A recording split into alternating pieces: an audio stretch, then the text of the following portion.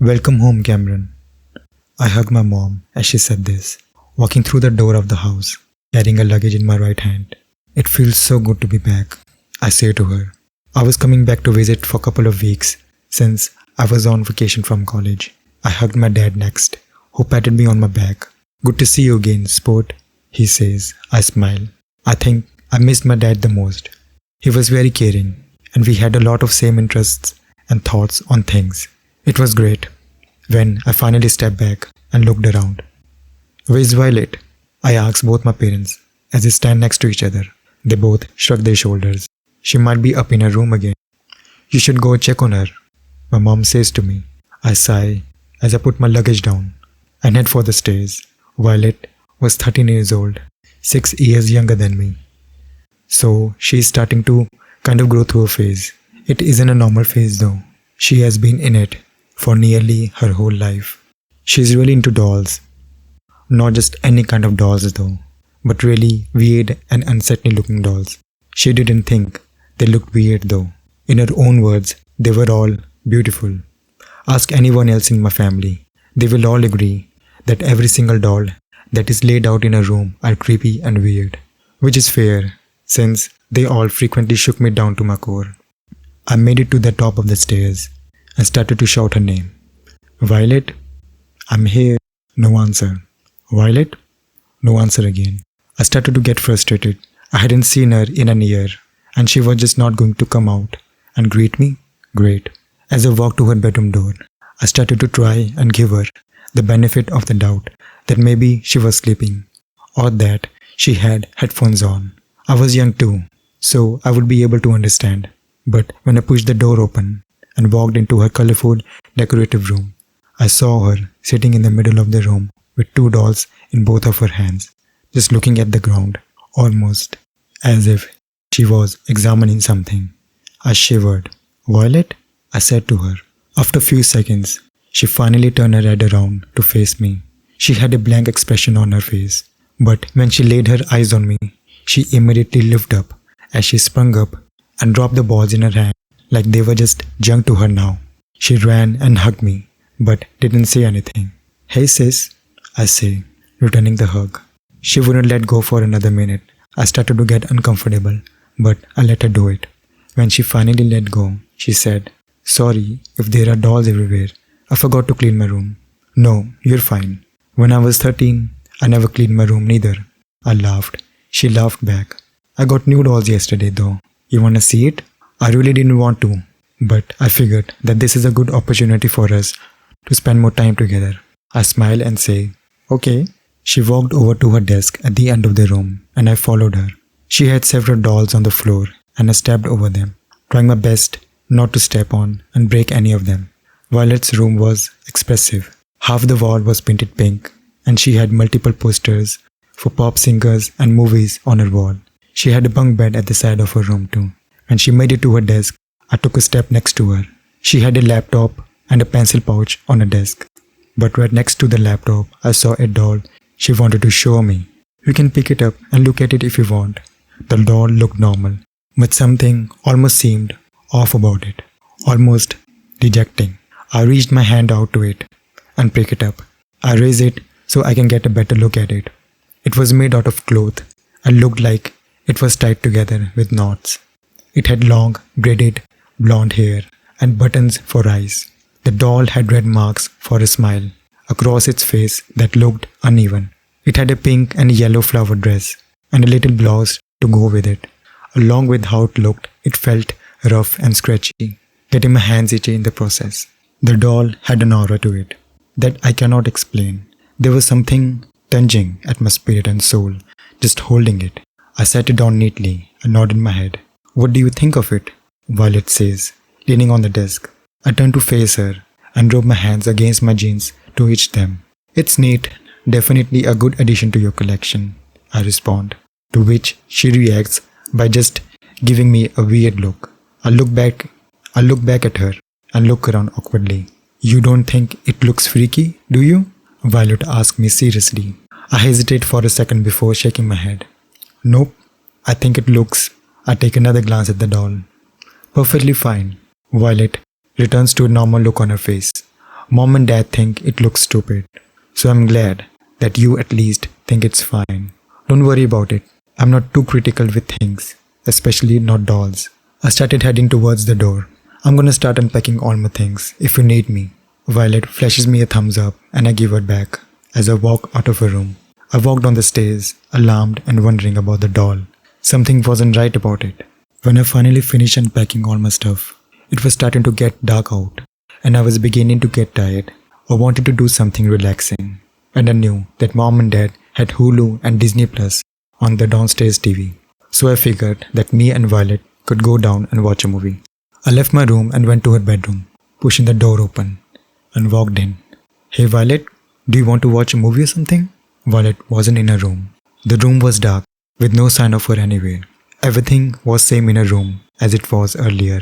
My eyes danced around everywhere, searching for her to see if she was hiding. But nope, she wasn't anywhere. I took another step into her room and accidentally stepped on one of her cloth doll. Kick it away. As I see the doll from earlier, sitting up on a desk with a piece of paper in front of it. I get curious and walked over to the desk. I pick up the piece of paper and stare at the doll for a moment. It was as if the doll's eyes were looking at every move I made, every action I did. It started to freak me out. I look at the piece of paper, the text written in red marker. My eyes widened as I read, "You will be bloody tonight, Cameron." I wasn't taking it too seriously at first, because I didn't even know what that meant. Did it mean I was going to get stabbed or something? Did it mean they were going to pour something on me? I didn't know, but my brain was telling me to make sure whatever it meant didn't happen. I started to take it more seriously. Violet walked into the room and turned on the light. I jumped at the feeling of the light and turned around to see standing in the doorway. "Cameron, what the hell are you doing in my room?" she says angrily. I understood her tone because I went to her room and was looking at her stuff without asking. But I didn't care then because I truly needed to know what that writing on the paper meant. "Can you come here for a second?" I motioned Violet to get closer to me. "Not until you tell me why are you in my room. I was going to ask if you wanted to watch a movie and saw a piece of paper. It doesn't matter, just come here, please." Violet groans as she walks to me. I give a slight smile. "Yeah, so I found this in front of your doll." I lay the piece of paper flat on her desk. She leans over to read it and I hear her gasp. "What does this mean? I'm confused here. I did not write this," Violet exclaims. "Then who could have written it? Because Mom and Dad wouldn't write something like this. So it's only logical." "Cameron, don't be stupid. Does this look like my handwriting to you?" She picks up the paper and puts it in my face. I pay more attention to her writing as I take it from her. It looked like kind of messy and sloppy, like a toddler wrote it with their left hand. I started to accept in my head that I was just jumping to conclusion and she did nothing wrong. But admitting that I was wrong never sits right with me. So I just kept going. "Violet, I never paid attention to your writing. So what are you trying to prove me right now?" "Cameron," she says in an annoyed voice. "Okay, fine. I know you didn't do it," I say. She crumples up the piece of paper and throws it in her trash. I don't know where that came from. I'm just gonna go downstairs. Violet doesn't say another word to me as she walks out of her room, taking a doll with her. I slump against the wall, feeling awful. I couldn't believe I would accuse my sister of something like that. I was never good with that sort of thing. I looked back at the doll and noticed that there was a streak of hand on both of its hands. I went to sleep shortly after. It was a long day and I felt like I needed some rest anyway after that encounter with Violet. It was about 9 p.m. at that point. I woke up at some point in the night in sweat and staring up at my empty ceiling. My eyes were wide and my body was stiff. My legs not being able to move, almost as if I was paraplegic. The room was dark and ominous. I felt a pressure in my room with me. I wasn't alone. It felt like I had never experienced before. But once that feeling was over, I didn't even want to move my eyes around. I shortly realized that it felt like there was something in my left hand, and I felt something warm on my right wrist. It felt gross. What was once desperately not wanting to move, I was now feeling to move my arm to see what's going on. I looked down at my left hand, and even in the pitch black that was my room, I was able to make out a knife in my hand. I let out a quiet scream. I let go of it, perplexed and concerned. Why was I holding a knife? I stared at it for a while. Then I quickly looked at my right hand to see what was on my wrist, and I realized in a matter of seconds that there was a deep cut in my wrist and blood was oozing out of me. I put two and two together and I was able to register that I had done this to myself. But how? I was asleep. I was never a sleepwalker, so me sleepwalking wouldn't make any sense. I wouldn't be able to know what happened anyway because we didn't have any cameras in the house. I wrapped the button of my shirt around my wrist to slow down the bleeding and heal the puncture in the wrist. I steadily got up from my bed. I looked in the surrounding of the room. It was dark, but almost too dark. I looked at the chair in the corner of my room that my parents said they forgot to move and figured I could sit there for a while before I potentially go to the hospital. Since I didn't know how much blood I lost, I didn't think I lost that much, so I supposed I would be fine enough. I stood in the void that was my room. My legs felt wobbly, like they were noodle sticks, but also like something from beneath me was trying to pull me down to the floor. My gut was telling me to get out of the room, but I didn't. I started to walk to the best of my ability to the chair, but once I got up to it, I noticed while a doll was leaning on the back of the chair. The same doll they showed me early in the day. Its red, crooked smile illuminated itself at me, and it felt like its button eyes were staring at me, waiting. Damn it, Violet, I grunted. I reached my hand out to grab it, but as my hand touched it, it had a flaming sensation going through my hand. The doll was boiling hot. It felt like my hand had just been scorched in fire. I let my hand away swiftly and took a look at my hand. I had a burn mark now. Great. I looked at the doll again and wondered why it felt so blistering. If it had been set on fire, it would have burned to crisp, but not perfectly fine. I poked it and the same sensation went through my finger, but this time it felt worse. I had to suck my finger to make the pain slightly less critical. The doll was still in the same position. The knots tying the cloth together looked a little looser than before. I was getting freaked out because I didn't know what was happening. I looked back at my wrist and unwrapped my shirt from it. The bleeding was still happening, but it wasn't as bad. It didn't look as severe anymore. The questioning about how I got the knife when I was sleeping was still seeping through me. But I looked back at the doll. It was sitting perfectly still and straight at the edge of the chair. I took an instinctive step. The doll just moved. Admittingly, I didn't see it happen, but it wasn't in the same position before. It looked like it defied gravity. A stuffed doll couldn't sit perfectly straight at the edge of the chair. It's just not possible. I wrapped the bottom of my shirt back around my wrist as I served the doll, trying to understand what was wrong with it. The whole time I've been here, nothing has been right about it. You did what? I heard a voice from beside me at the door.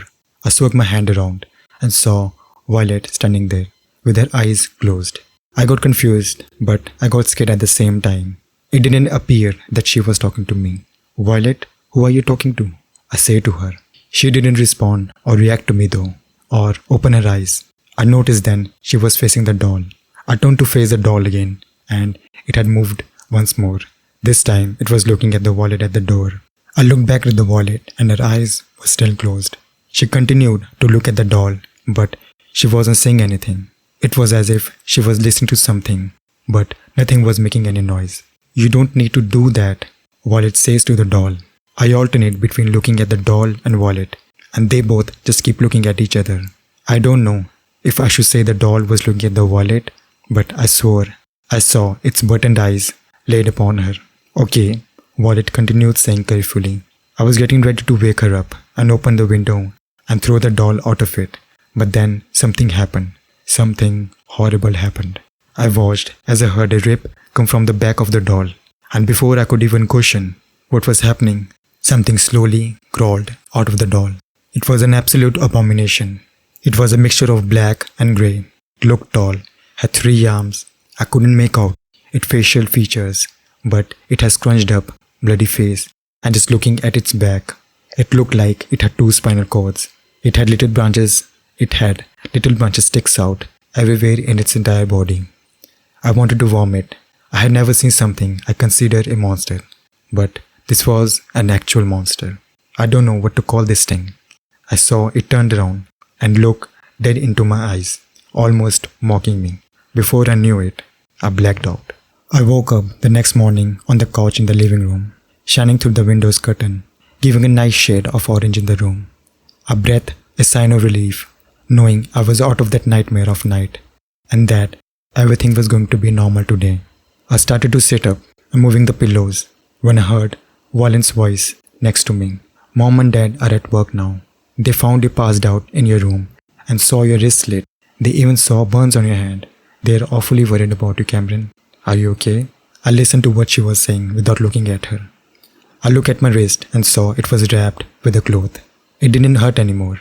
I looked at my other hand where the burns had been soothed. I didn't feel I was in agony anymore.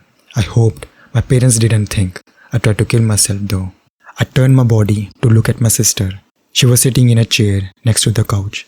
My heart sank when I saw what she was holding though. She was holding the doll in her arm. The damn doll. No. I mumbled. Violet gives me a weird look. Did you say something? She asks me. I shake my head. Violet smiles. As I look into the doll's lifeless, buttoned eyes, I felt something warm running down my calves. Something warm and gross. My doll only wanted to play. I also decided to name it so we can properly call her something. Say hi to Daydream. From the couch, I inched away from the doll as I continued staring at it, dread forming over me. By the second, I didn't bother to respond Violet. I pulled the blanket that was on me off me as I look at my foot and see my calves slit open, blood running down onto the couch. I started to feel lightheaded as I look back at the doll and I see its buttoned eyes now on me, watching me. Whatever is in the doll hurt Violet.